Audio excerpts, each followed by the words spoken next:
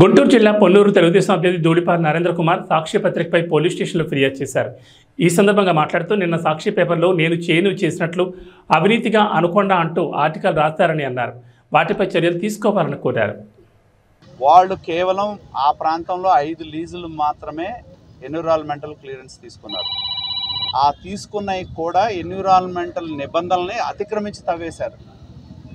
దానిలో ఉంటుంది రోడ్డు ఉంటే రోడ్డు నుంచి ఇంత దూరం వదిలిపెట్టాలి, పబ్లిక్ ప్లేస్ ఉంటే ఇంత దూరం నుంచి వదిలిపెట్టాలి, దాని చుట్టూ వాళ్ళు చెట్లు నాటాలి, దుమ్ము లెగకుండా ఉండాలి, ఇంత లోతు మాత్రమే తీయాలి అనేది స్పష్టంగా పర్మిషన్స్ ఇస్తారు. ఏ ఎన్విరాన్మెంటల్ క్లియరెన్స్తో ఉన్నాటితో సహా లేని వాటి మీద కూడా అడ్డగోలుగా తవ్వేశారు. ఇవాళ కూడా తవ్వుతూ ఉన్నారు వైకాపా నాయకులు.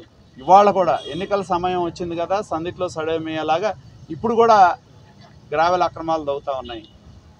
మనం వెళ్ళినా ఇవాళ కనపడతాయి. మొన్న వెళ్తే చెప్తా ఉన్నారు రాత్రిపూట పగలు మానేసి రాత్రిపూట పెడుతున్నారంట. కాబట్టి వీటన్నిటి మీద ఎలక్షన్ కోడ్ ఉన్న సందర్భంగా చీఫ్ ఎలక్షన్ కమిషనర్ కూడా కంప్లైంట్ ఇస్తాం. మోడల్ కోడ్ ఆఫ్ కండక్ట్ ఉంది, దానికి విరుద్ధంగా రాసే రాతల మీద కానీ చర్యలు తీసుకోమని ఆర్ఓనిను చీఫ్ ఎలక్షన్ కమిషనర్ కోరటం.